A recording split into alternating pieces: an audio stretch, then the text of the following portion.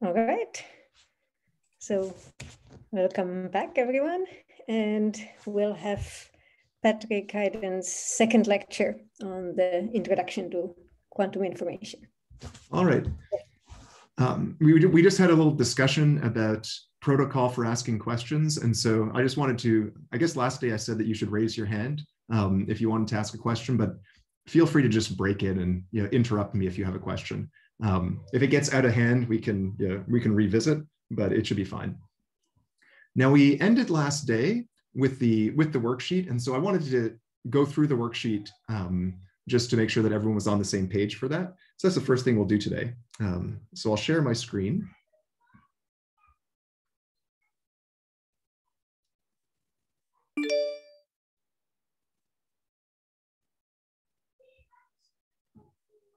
Okay. And if you remember, this was a situation where Alice and Bob were sharing this maximally entangled state, 0, 0 plus 1, 1. And the first question, part A, was just asking what happens if Alice measures in this 0, 1 basis. I mean, it's pretty clear it collapses that superposition onto either 0, 0 or 1, 1, each with equal probabilities of a half. And so with probability a half, Bob gets a 0, and with probability a half, Bob gets a 1. Now, for part B, it turns out it's pretty much the same question because this state can be rewritten in this plus minus basis, this basis right here, as again, plus plus summed with minus minus. And this state is not quite rotationally invariant. It's not the singlet state, but it has some amount of rotational invariance. And so it has that symmetry. And you can just verify that by calculation. If you expand this out, then the cross terms will cancel and go away. And so just by exactly the same argument as in part A, if Alice measures in the plus minus basis now, Bob will end up in either the plus state or the minus state. So with probability a half, Bob gets plus, and with probability a half, Bob gets minus. Now in part C, I'm asking you, I say, well, imagine that this ensemble ambiguity property that we saw for density operators. And just to remind you, what I meant by that was that for any given density operator which isn't pure, there is an infinite number of different ways as writing it as a mixture of pure states. We saw that the maximally mixed state could be an equal mixture of up and down, or of left and right, or a uniform mixture over the entire set of pure states, that there are an infinite number of ways of writing any mixed state, which is not a pure state. And so I'm just saying now, hypothetically, thought experiment, imagine that wasn't true. Imagine that given a preparation of states according to some probability distribution, that every preparation was distinguishable in some way. There would be some experiment that would just, that would tell any pair of preparations apart, even if they had the same density operator. In that case, that would give us a way for Alice to send a message to Bob superluminally. If she wanted to send, say, 0, then she could measure her half of that entangled state in the 0, 1 basis. And if she wanted to send a 1, she'd measure her half of the entangled state in the plus minus basis. And from parts A and B, depending on which basis she measures in, Bob gets a different ensemble of pure states in his lab.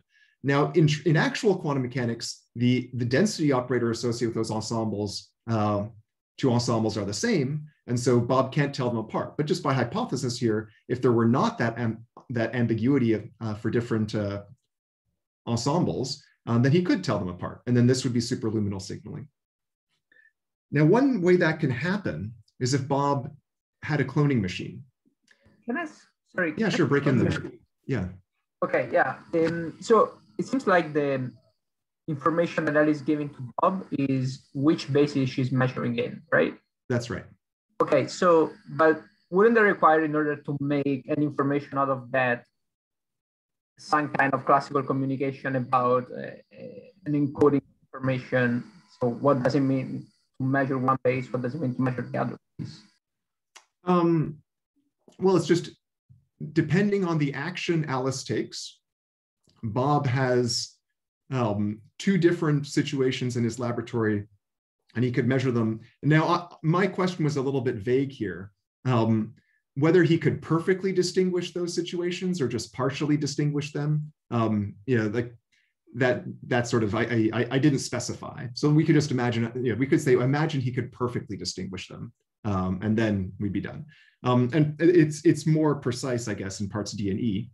So part D is asking, why can't you clone in quantum mechanics? And I imagine most, if not all of you, have seen this before.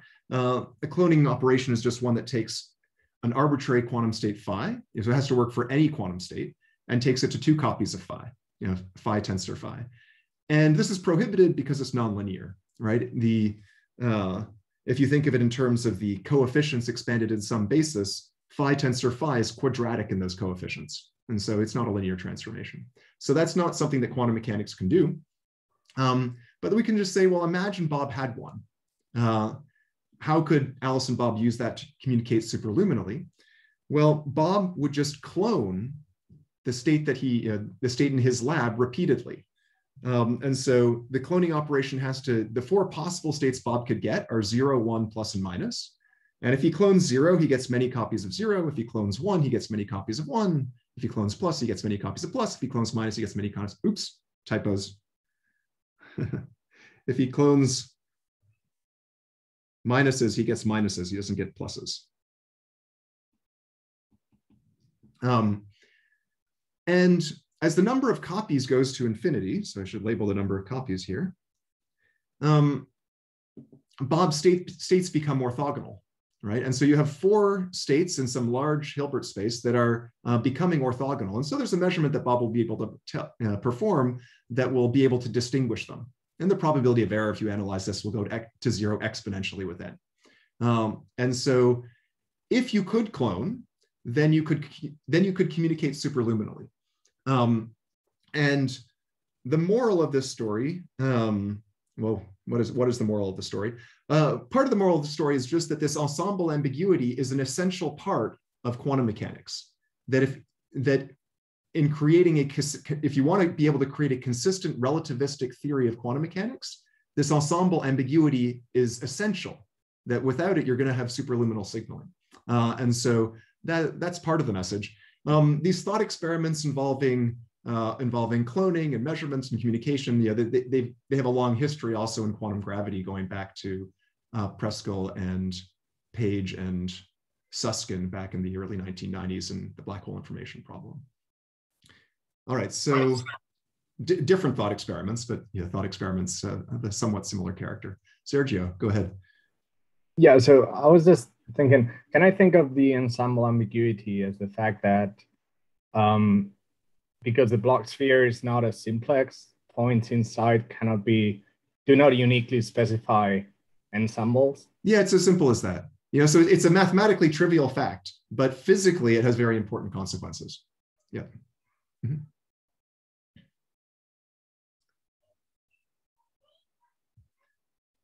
Okay. So now, the original copy of this lecture was going to be entropy, but given that we went a little bit more slowly yesterday than I had anticipated, I've revised the title to be the more general topic of measures of information. And what we'll start with, so we're going to start off with distance measures, in particular distance measures for mixed states, and then we'll move on to entropy and its properties and things you can do with it. Now, why do you want a distance measure, right? You could just, you could write down some arbitrary metric on mixed states and you just work with it and that should be fine. But when we're doing pure state quantum mechanics, the inner product plays a distinguished role, right? The inner product is a measure of the distinguishability of two pure states, and we use it all the time. And so if you're going to be thinking about, and somehow the inner product is the source of all notions of information and distinguishability in quantum mechanics. And so if you're going to work with mixed states, you need something that's going to play the role of the inner product, or is going to be able to carry that burden. And just writing down some arbitrary metric is probably not going to be the best idea. And so I'm going to give you two examples, and there maybe one more will come in a little while later, of functions that are that morally play a kind of similar role to the inner product. And the first one is the fidelity, and it really is a generalization of the inner product. And so if you have two mixed states, rho and sigma, and I put little subscripts A on them because that's going to be convenient here, indicating that they're states on some system A, then the way the fidelity is defined is by saying, well, we have the inner product, so let's try to use the inner product. So let's convert these mixed states into pure states. And so it's going to be an inner product between a pure state associated with rho and a pure state associated with sigma. And those pure states are going to be on a composite system now. So it's going to be a state not just on A, but on AB. And phi rho and psi sigma are going to be what we call purifications of rho and sigma. So what does it mean to be a purification? It means phi rho is a purification of rho, meaning that we get rho back if we trace over the B part of phi rho. So it's a pure state that is rho on the appropriate subsystem. And likewise, if we trace over B for psi sigma, we'll get back sigma. And so that's what it means to be a purification. And the way that you define this fidelity is just by saying, well, maximize over all possible purifications. Do your very best to align these states. And you might ask, well, why the maximum instead of the minimum? If you make it the minimum, you can always make the states orthogonal just by putting two orthogonal states inside this, inside the B system. And so the appropriate notion, the useful notion here is to maximize.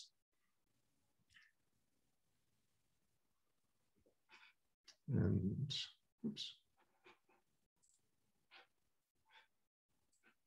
I'm just going to bring up the participant list in case anybody raises their hand rather than jumping in.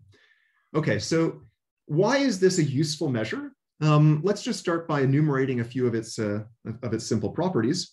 How big can it get? Can anyone tell me the largest possible fidelity between two mixed states? Like numerically, how big can this get? Should be 1. Yeah, it can be 1. So it can be 1. And what's interesting is that it will be exactly equal to 1 if and only if rho equals sigma, right? So that's like for pure state quantum mechanics with the inner product. And how small can it get? You just shout it out. Or dump it in the chat. 0. Sorry? 0. 0, right? It can be 0. And again, as we would hope, it will be 0 if and only if. Well, what would the desirable notion be? So I'll unscroll this here. It will be 0 if and only if there is a measurement capable of distinguishing rho with sigma and never making a mistake. And what does that mean? It means if we take the non-zero eigenspace of rho, it should be orthogonal to the non-zero eigenspace of sigma. So there's a projective measurement that will be able to just tell them apart. And so I'm writing that as the rho perp symbol sigma. And mathematically, you can test that by just asking, by just verifying that the inner product trace rho sigma is 0, because rho and sigma are positive semi-definite. So, so again, so the fidelity, at least in this sense, is doing the right kind of thing for us. But we might want a little bit more than that. So it's supposed to be a measure of distinguishability. And now suppose that there are two painters, and painter 1 has her palette, some collection of colors, and painter 2 has his palette, some collection of colors. And now imagine that they each take their colors and just smear them on the canvas. Was the situation more distinguishable at the level of the palettes or at the level of the smear? Or if the smear is just taking all the colors and mixing them together into a circle or a disc, if that makes any sense. Just write it into the chat. Is the smear more distinguishable or the original carefully chosen palettes of colors?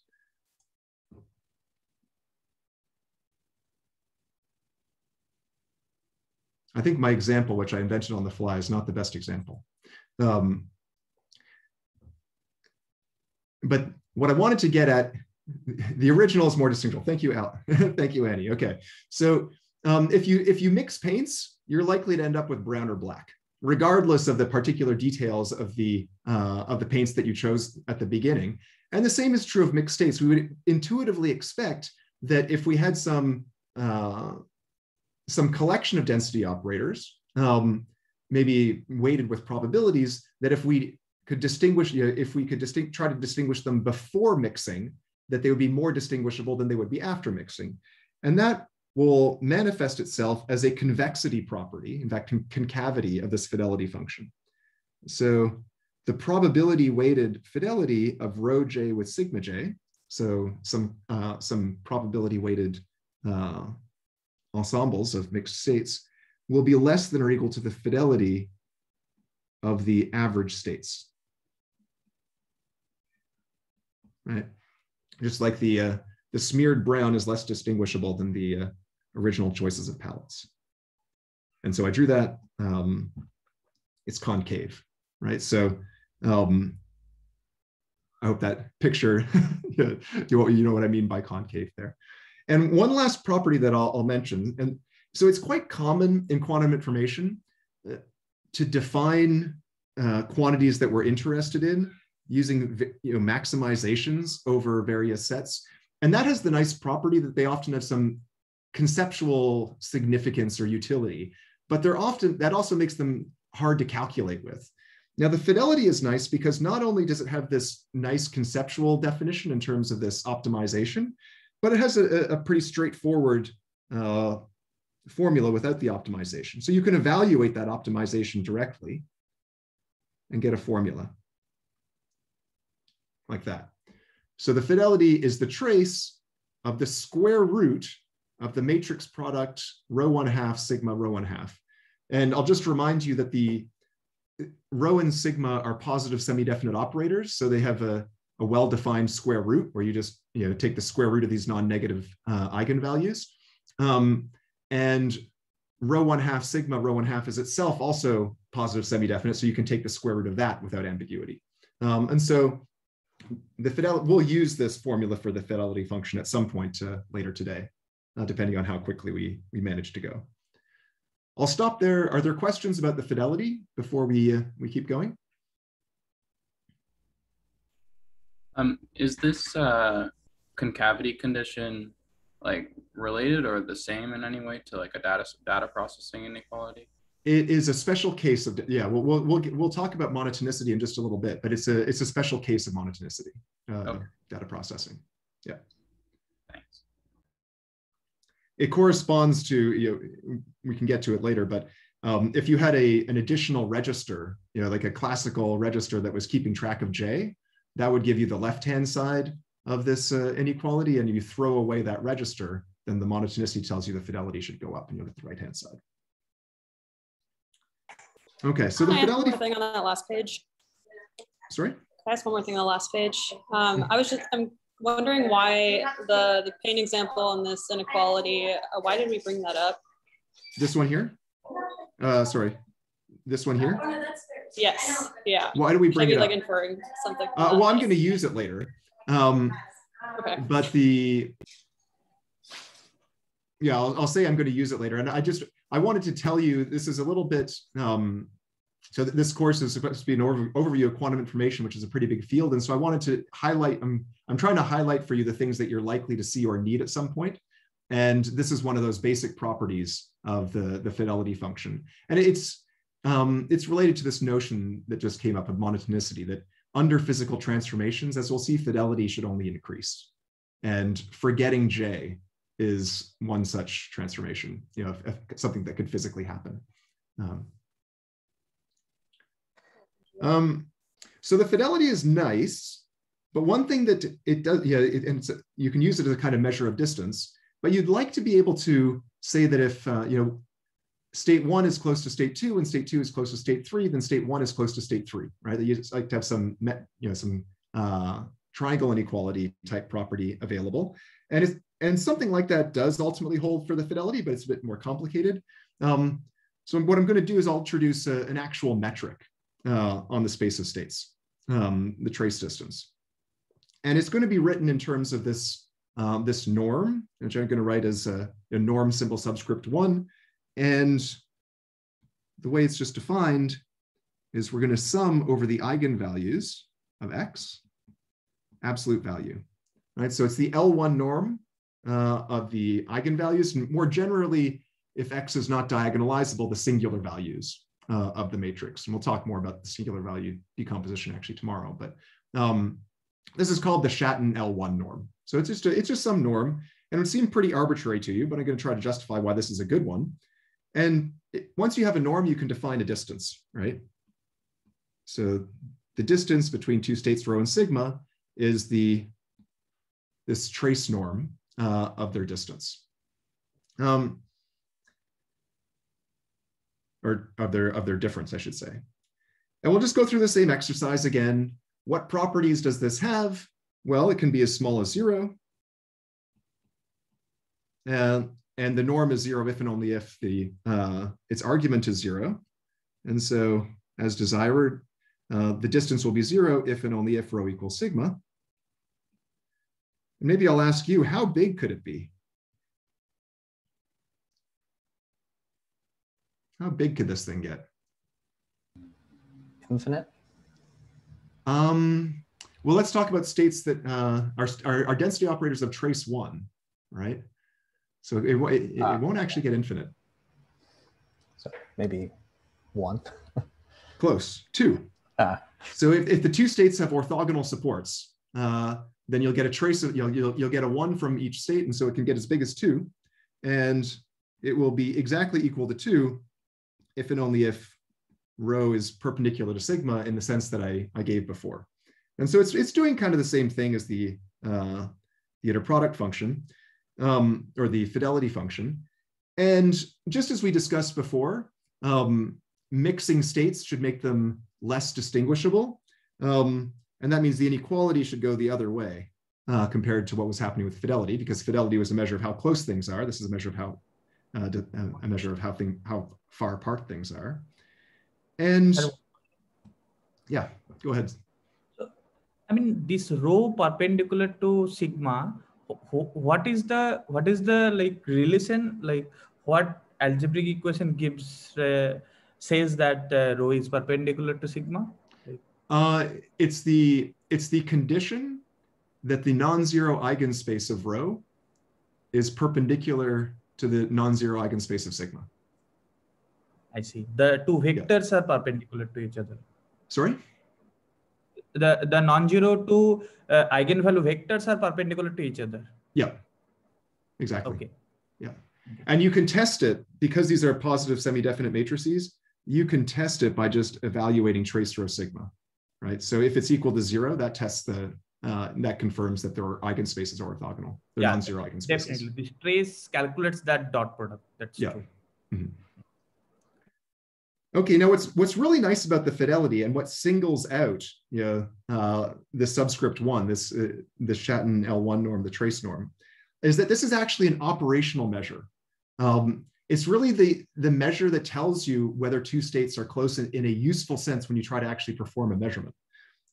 Because you can actually evaluate it by taking the maximum over, say, observables O that have the property that the largest eigenvalue of O is less than or equal to 1. So this is a normalization condition on my observables. And I just take the trace of O rho minus sigma. So if you're wondering where this comes from, this is just a special case of LP duality, L1 and L infinity. You can, in fact, it follows from that in the case of these Hermitian matrices, but you can take it otherwise just as a statement of fact. And if you expand this out, what is this? This is saying that the maximum over observables with this norm condition, and I'll just write the norm condition in the way that we usually write it, that the Schatten L infinity norm is less than or equal to 1. Just in this case, is that the largest eigenvalue is less than or equal to 1 of the expectation value of the observable for rho minus the expectation value of the observable for sigma. And so the trace distance is really telling you, find the very best observable that you could ever imagine for telling these two states apart. And what the trace distance tells you is the maximum difference in the expectation values that you can achieve if you find the very best observable for telling two states apart. And so operationally, if you were trying to come up with an operational measure of distinguishability, you'd probably start right here, right? This would be a good, this would be a good definition. And then you could work backwards and then find out, actually this, mathematically, the answer, that quantity that I wrote down is this one up above. And so the trace distance is really the best operational measure of distinguishability of two quantum states. Now, you might be tempted when you're working with density operators to do something like calculate the Hilbert-Schmidt distance, right? It's easy to evaluate, something more like, use this kind of norm, right? Because that's something that that's something that's super easy to calculate because it's the trace of the square of something. Whereas this norm here is something more complicated. But I'll warn you that this other thing that you could write down, it can be convenient sometimes to calculate it, but operationally it doesn't necessarily mean very much at all. And so you should be careful if you start measuring the distance between density operators using some ad hoc norm, that the notion of close, how close you are and how far you are that you get out of that may not mean very much physically. So that's just a warning. Can I ask a quick question? Sure. What does the infinite subscript mean for the norm in the last line? For the operator rule? You mean this subscript right here? This one? Yeah. Yeah, so why don't I just,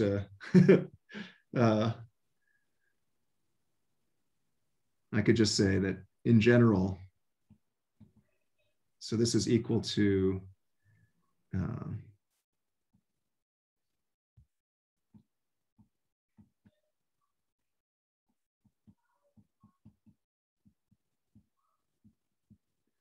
so if you take the singular values of x and evaluate their LP norm, this one here, then that gives you this Schatten LP norm.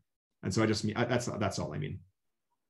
And in this particular case, it just works out to be the L infinity norm of the eigenvalues. And that is actually, it is exactly the same thing as this largest eigenvalue. So I could have just never introduced it, but I decided to introduce it just because you'll see it. If you ever read quantum information papers, you'll see these norms flying around, and you might as well know what the notation is. Could I ask another question? It's not very important, but I always was confused by fidelity being written as like square root of rho sigma times the square root of rho instead of just like square root of rho times sigma. Do you have an intuition for like that? Oh, well, rho times sigma is not Hermitian. And so then you run into issues of diagonalizability and so on. And so it's just, it just keeps everything simple if you just say rho and a half, sigma, rho and a half. Yeah. Okay. Thanks. Okay. And sorry, again, regarding that, how do you show that f or a sigma takes that form with the trace of the square root? Sorry, I didn't quite hear you. Could you repeat the question? I just wanted to know, how do you show that the fidelity is the trace of the square root of? Oh, how do you show that? Okay, well, I'll defer you. I'll suggest that you go back to Preskill's notes. It's going to follow from some games with the polar decomposition, and like there's work that you have to do there. Like there's it's not a totally trivial statement. Yeah. Okay, great. Thank you. Yeah. Okay, so I'm going a little bit slowly, so I'm gonna skip over a few things. I won't write this down explicitly. Morally, trace distance and fidelity, they're not exactly the same, but they're, if one is small, the other is small. And so you can check, I don't think we're going to have to use that. Well, I'll write it in. Why not? 1 minus f less than or equal to trace distance over 2 less than or equal to fidelity, 1 minus fidelity squared. And in particular, there are no dimensional factors in these inequalities. So it's really just a true statement. If you're close in the fidelity sense, you're close in the trace distance sense, and vice versa. And now the last really important property that we alluded to earlier is this monotonicity property that applies to both the fidelity and the trace distance. And so if I had the fidelity of two density operators, rho and sigma, I could compare it to the fidelity between rho and sigma after they've both gone through some quantum channel. And quantum channels, we call these noisy quantum, they're noisy quantum channels, so they could, they don't necessarily have to directly introduce noise, but they involve, as we saw, adjoining some environmental system in a pure state, applying a unitary transformation, then tracing over some degrees of freedom.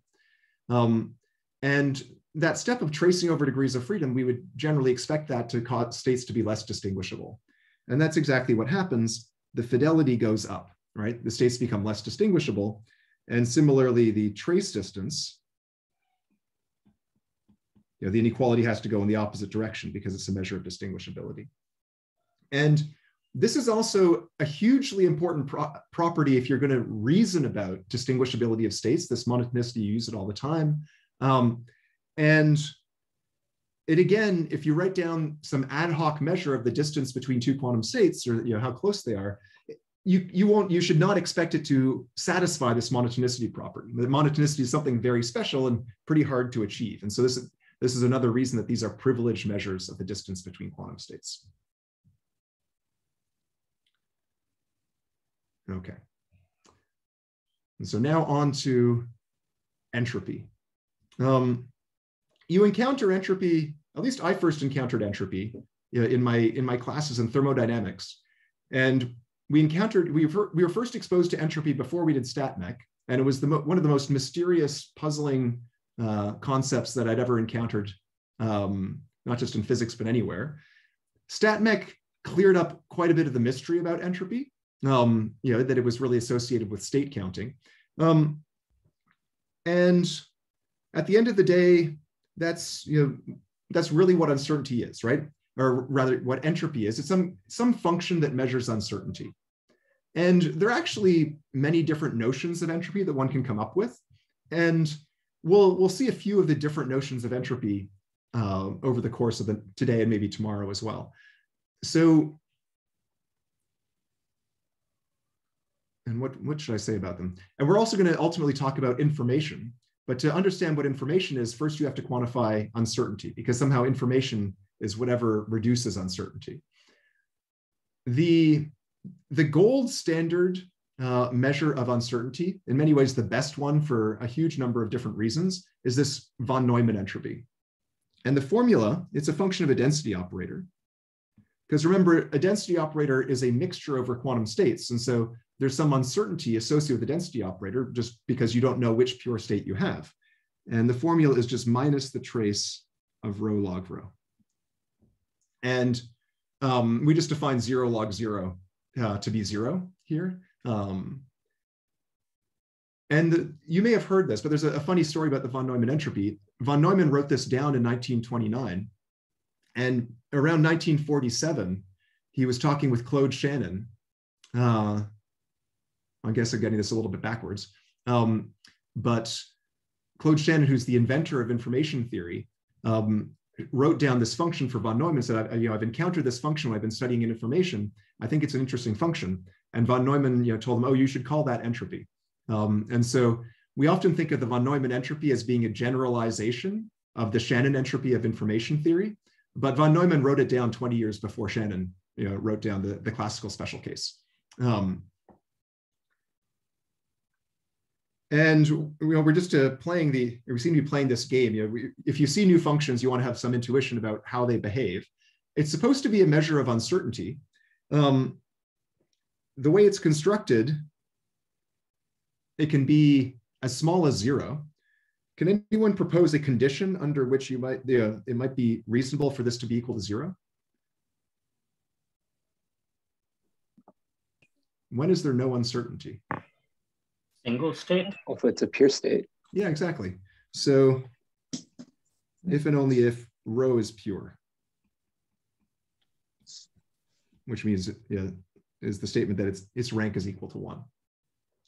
And it can get as large as the log of the dimension. I'm writing D here for the dimension of our Hilbert space. And what do you think is the most uncertain state you could actually have in a D-dimensional Hilbert space? How uncertain could you be? 1. Maximally makes 1. Yeah, exactly. So if you took the uniform distribution over all states, right? So the unitarily invariant distribution over all states, and you look at its density operator, that will be the state which is proportional to the identity matrix. So we have equality if and only if rho is the identity over the dimension. And so this is measuring uncertainty in that sense. But as information theory, I'm an information theorist, we often aren't satisfied at just writing down functions that have nice properties. We want to have some operational interpretation of what it is. And there's some intuition that you might get from statistical mechanics or elsewhere, that this entropy controls the effective rank of the state. That you'll hear people say, oh yeah, well the effective dimension is roughly e to the entropy or something like that. And that statement is often true, but it need not always be true. I'll tell you about a situation in which the entropy really does control the effective rank of a state. So we'll consider a state, I'll write it rho tensor n, which is the n-fold tensor product of rho. So the reason I'm writing down this n-fold tensor product is basically because under the hood of what I'm going to do, you're going to have to use the law of large numbers, and this is a nice way to get the law of large numbers to act. Something very similar to what I'm going to say is true, say, in 1+1 dimensional CFTs, or more generally in holographic theories, and under some pretty weak assumptions in quantum field theories as well. And so this this rho tensor rho uncorrelated many copy situation is easy to think about, but the statements that I make are going to be true in situations of physical relevance as well. So what might it mean for the effective dimension to be controlled by the entropy? Well, it could mean that there's a projector and that the rank of that projector, so the rank, is controlled by the entropy. So is e to the n times the entropy of rho plus something subleading, little o of n. So there's some projector, and the trace of that projector against the state is large, all right? Because that tells me that the quantum state is effectively contained in the non-zero eigenspace of that, in the range of that projector. Now, to make this a bit more precise, we should introduce a few more quantifiers. We should say that for all epsilon, there exists an n sufficiently large. So if you take enough copies, there exists this projector that we're talking about. So roughly speaking, in some kind of thermodynamic limit, there really does exist this this subspace that is exponentially smaller generally than the ambient Hilbert space that contains the quantum state that we're interested in. And so we'd say we can compress. 1 second.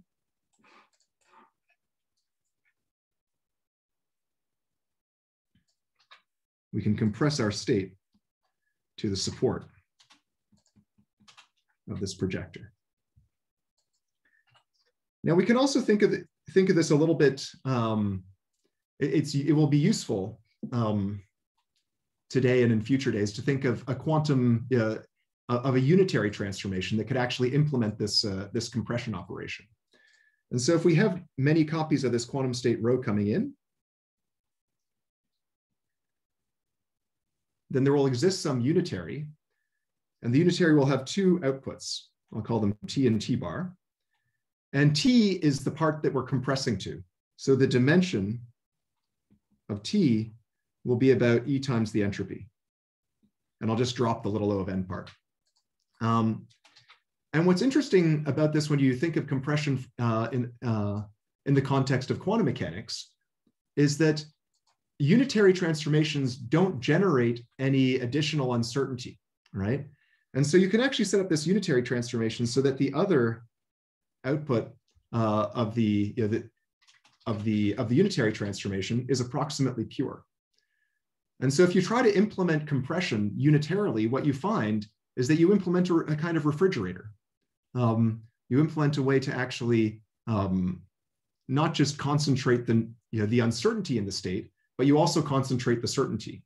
And this observation has actually been used even experimentally as a method for cooling systems in NMR and improving the contrast in NMR experiments. You actually, you compress the noise into some degrees of freedom. And then the others will be pure and will give you higher contrast in your experiments.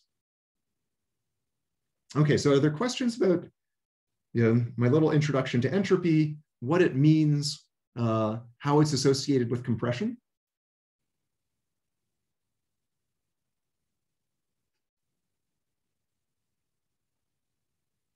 If not, I want to make a little aside that if you ever hear quantum information theorists speak, they'll say things like, Alice sends some quantum information to Bob. And that language is, if you're not initiated to this little priesthood, it can be pretty confusing. So I want to just talk about what it means to send quantum information. And so let's think about a situation.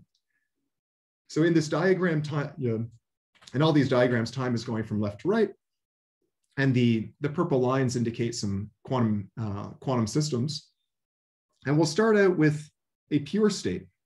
So let's call the top system R, the bottom system A. And we'll start off with some pure state. We'll call it psi RA.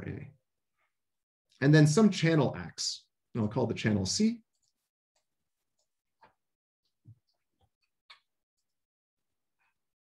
Oops.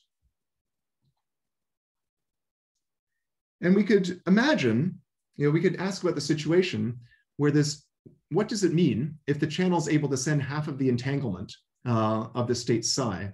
So we could do it perfectly, but we've now been exposed, and we have some familiarity with different notions of distance for quantum states. And so if it doesn't do it perfectly, what we could say is it sends it with high fidelity. So maybe the fidelity is at least 1 minus epsilon between the state that went in and the state that came out. So it acts as the identity channel on R, the channel C on A, and acts on psi RA. Maybe I should even call this B here for good measure.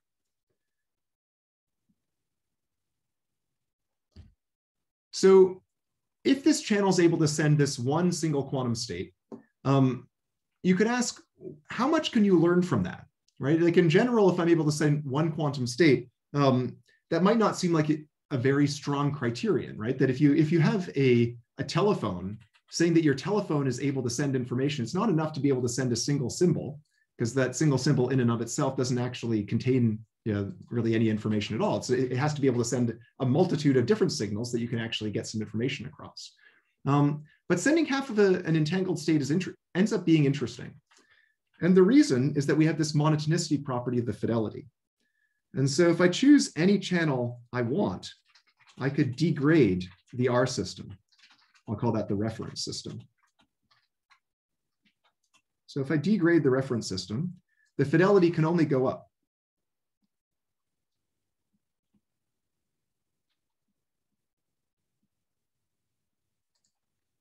Okay. So that's just a monotonicity in action. But I could, I can choose any channel I want for this degrading D. And what I'll actually choose is a channel D of rho that is the dephasing channel, the one that we saw last day that zeroes the off-diagonal entries of the density matrix. So I choose some basis of the R system. Oops. And I just zero all the off-diagonal entries in that basis. And that's that channel D right there.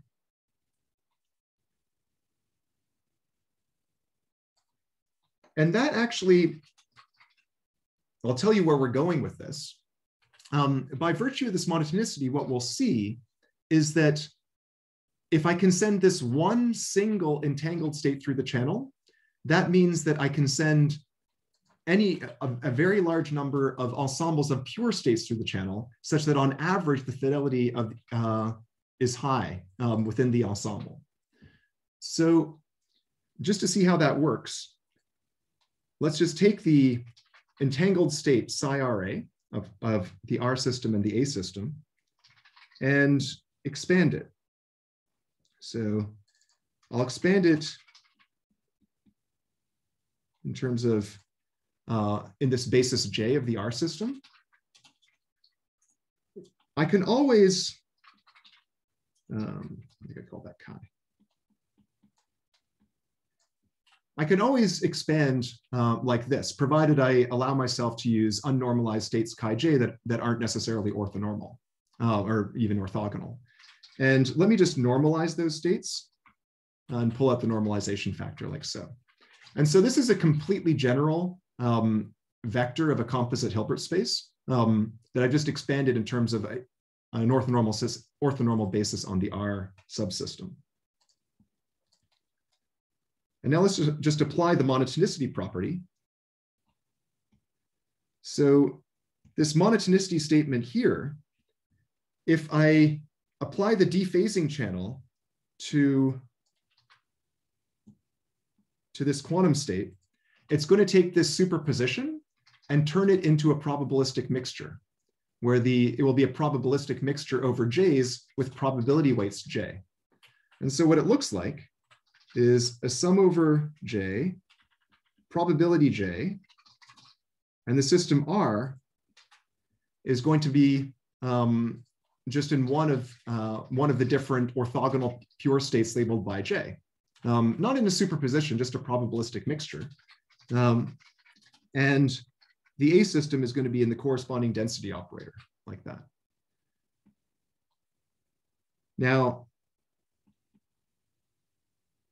on the other side of the fidelity function, oops, it's still going to be a probabilistic mixture over J on the reference system, and then the channel acting on chi j, like that.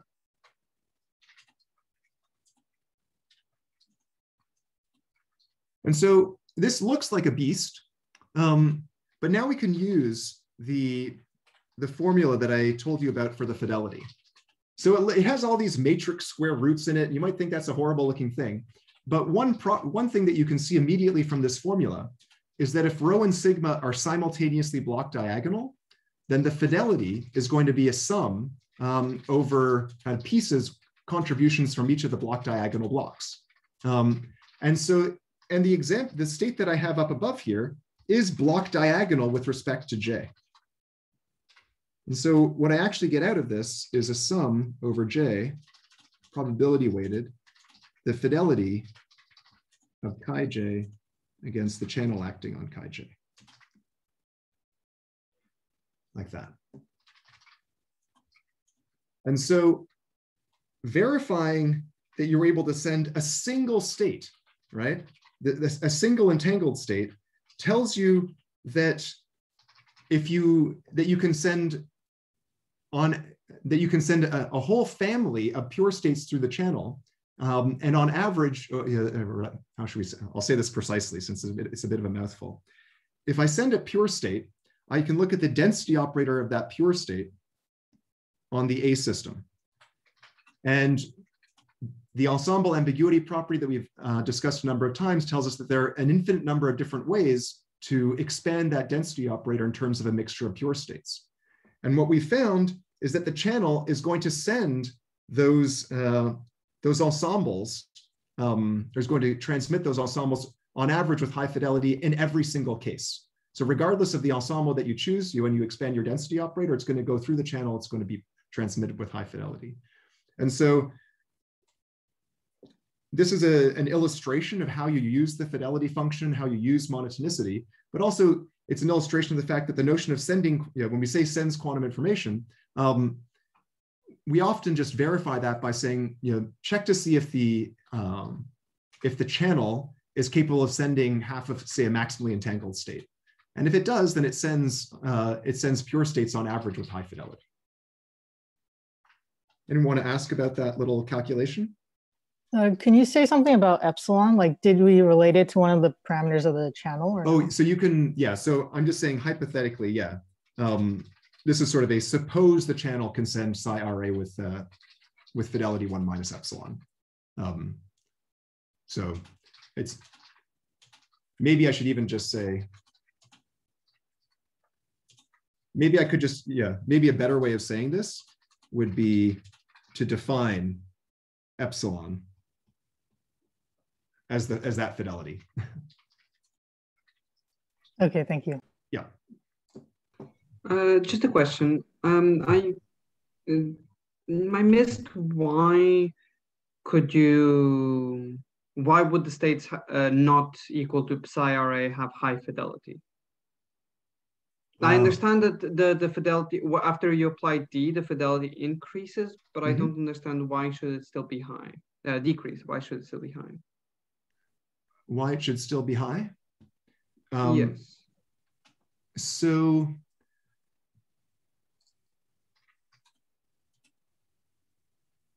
this, I mean, on the one hand, it's just a property of the fidelity function, right? That that fidelity can only increase with, like, if you post-process, like you have some pair of states, you look at their fidelity. Oh, if you then sorry, apply any channel. I think it was just my intuition was wrong. So high fidelity means the states are close, not exactly. further away. Yeah. Okay, sorry. That's all. Okay.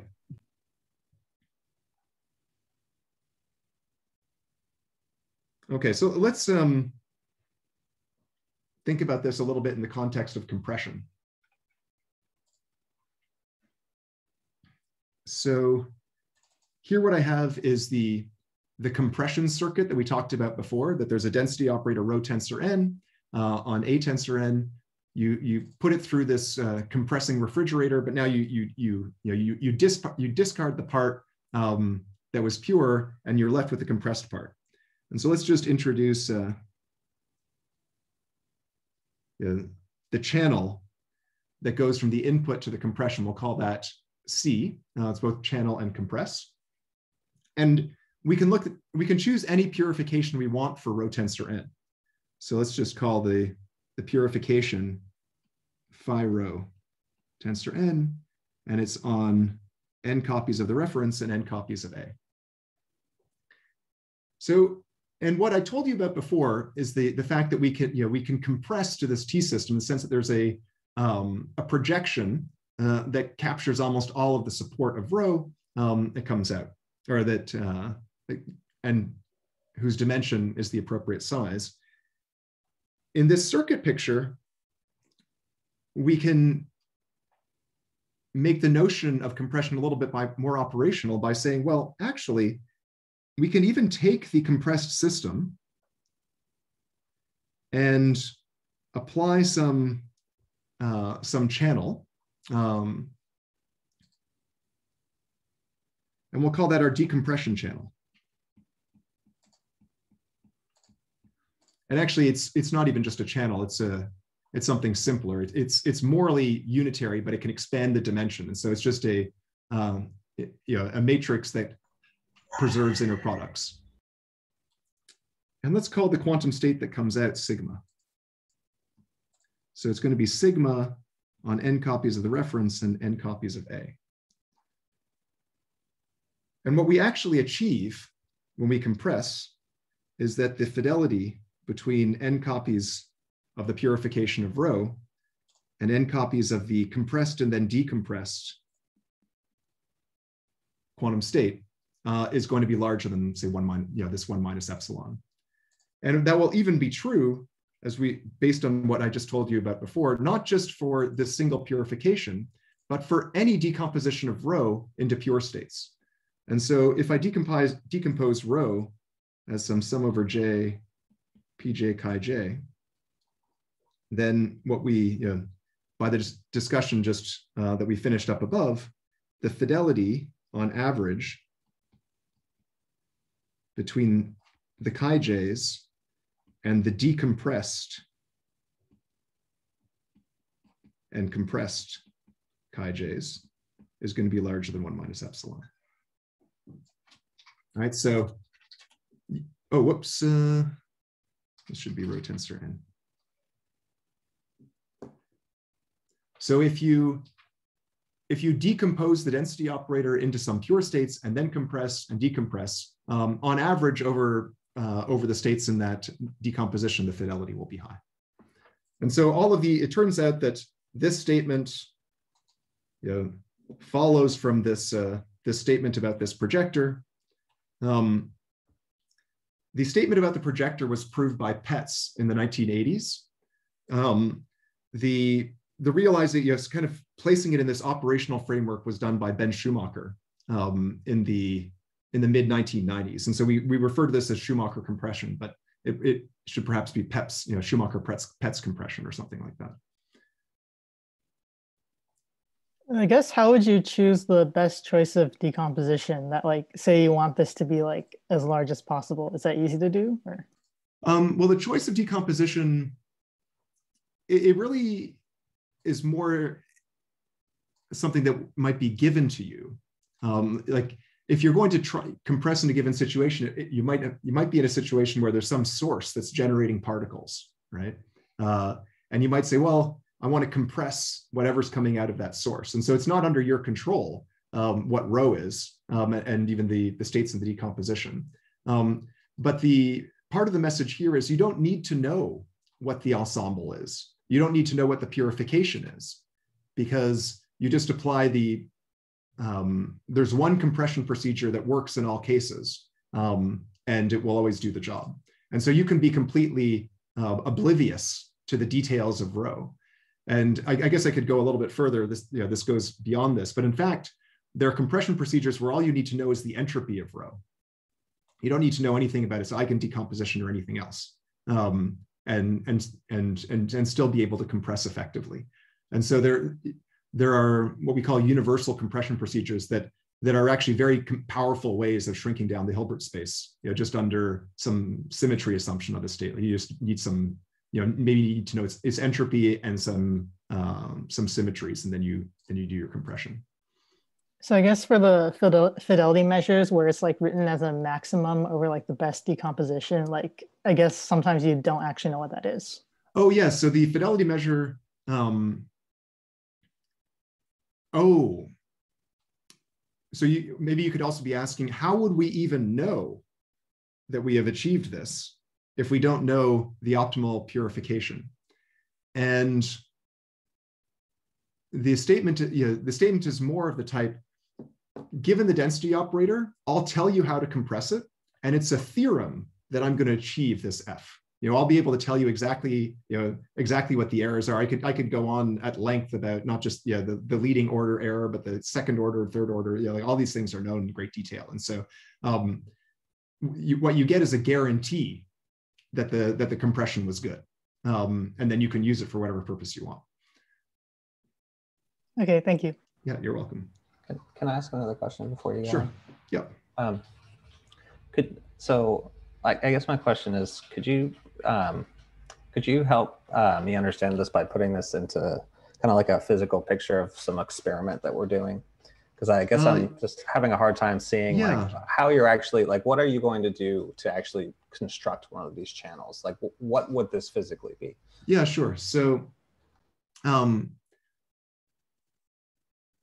so the compression, let's see, in order to implement, like if you're actually going to make it happen, you would probably need a quantum computer. So this U here would actually be, if you had a quantum computer, there'd be a bunch of qubits. You would have some restrictions on how they could interact. Maybe you could apply arbitrary unitaries on single qubits, and maybe on pairs of qubits. And then I would decompose the actual unitary that performs this transformation into a series of gates, and you'd run them on the little quantum computer, and then you'd shrink. There'd be some information that comes in, and you'd shrink it down to a smaller, into less information. Just like if you run zip on some files on your computer, right? It comes in big, it comes out small, it uses fewer bits. Now, in the context of this course, you're not going to bother actually running this on a quantum computer. What you actually really care about more is this notion of effective Hilbert space dimension, right? That's actually a very useful notion physically. And so the message to take away would be, say you have a density operator that you've encountered in holography, for example, and it has finite entropy. Then what it really means is that there is it lives in some infinite dimensional Hilbert space, but has finite entropy. There is a finite dimensional subspace of dimension roughly e to the entropy that contain, in which that density operator is not exactly contained, but is effectively contained. Okay. And so you can project on it, or you could use a circuit to extract the information and compress it to some smaller number of qubits, but that the system it's not just, it's giving some meat to the statement, that you might have some intuition about, about it being roughly finite dimensional. Like you can really actually make it finite dimensional. I see. Yeah. Okay. Thank you. Yeah, you're welcome. Okay, we're going to talk now about relative entropy. And relative entropy is the source for, it is the function, the source of all of their entropes. And it's going to look strange to you because it probably isn't a function that you've encountered before, but it has its special cases, the von Neumann entropy and lots of other things. And it's defined in this funny looking way: the trace of rho log rho minus the trace of rho log sigma. Oh, actually, I apologize. Before I move on, I should just point out, I'm going to rewind all the way here, that in this community, not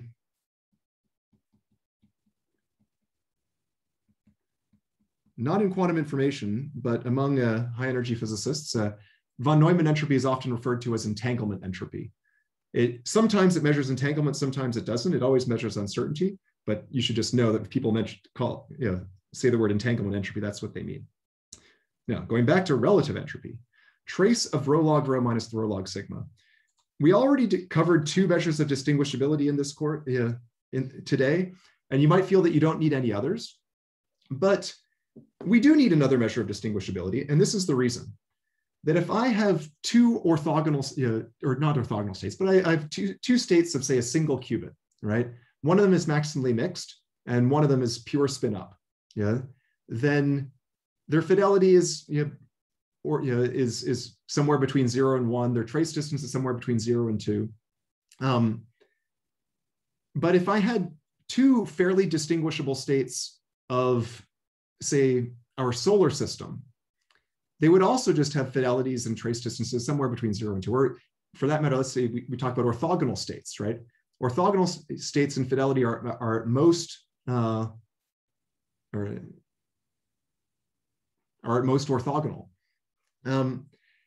But intuitively, somehow, we feel that if we have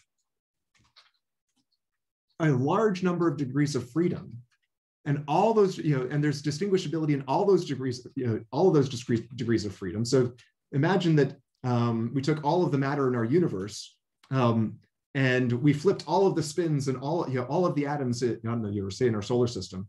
We would think that somehow that it would be a more distinguishable situation than just flipping one. But our earlier measures don't really do a good job of capturing this. The relative entropy is going to be a measure of distinguishability that can get bigger and bigger and bigger as the system gets bigger. And so it's still going to be true that it will be 0 if and only if rho equals sigma. But it can actually get as large as being infinite. it's both a virtue and a defect. It's actually very easy for it to get infinite because of the trace of rho log sigma piece. That log of 0 or a log of 0 can easily give you something infinite. So if the support of rho is not contained in the support of sigma, then this thing is infinite. And in particular, it's infinite if you just have two pure states that are not the same.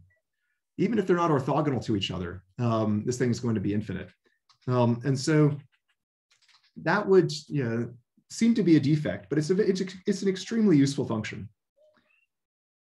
It satisfies monotonicity, right? So that distinguishability can only go down if you apply quantum channel. I should say that it's not very hard to prove monotonicity for the fidelity. In fact, it's trivial for the fidelity. It is easy enough for the trace distance. For the relative entropy, it's pretty hard. It was even a conjecture for several years before it was proved, but it is proved.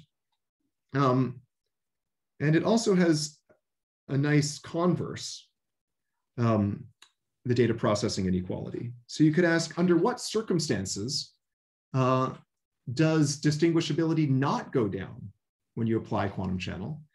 And the answer is it doesn't go down only if you can undo the noise. So only if there exists a channel such that if you apply the channel after applying the noise, it's the same as if you'd done nothing.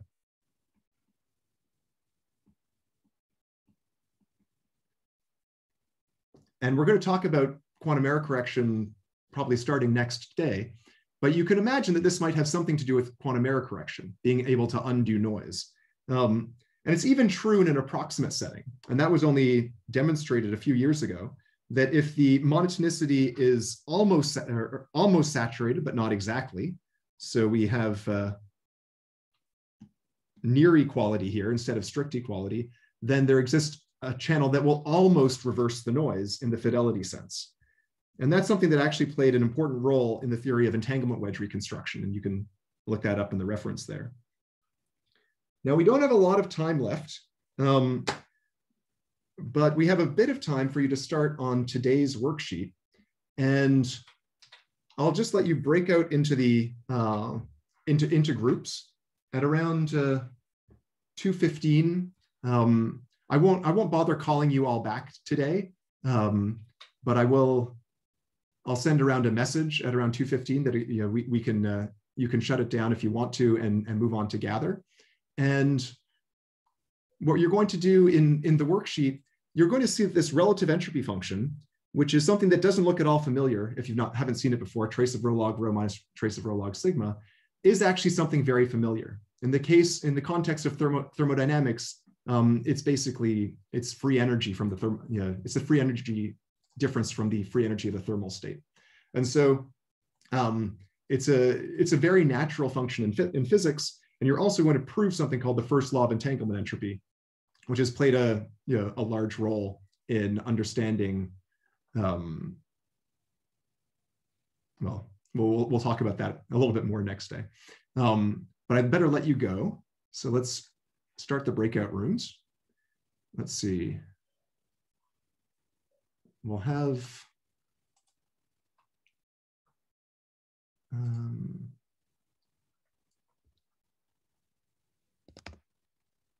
10 breakout rooms.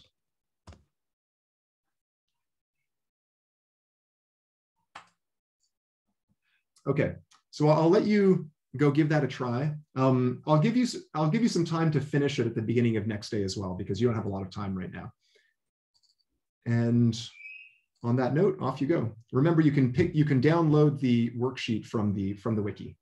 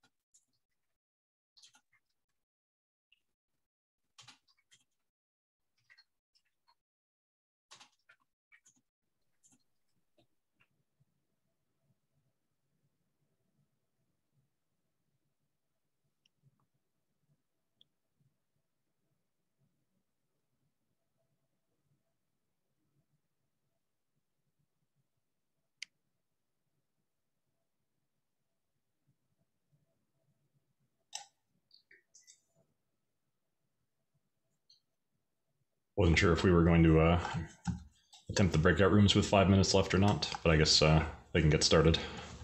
Yeah, I guess so. We did it a little earlier yesterday, and he came back after it, but I guess we're not going to come back after it today.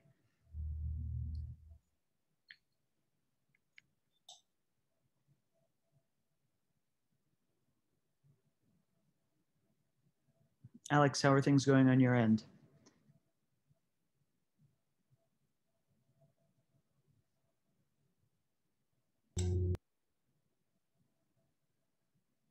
I'm not hearing anything.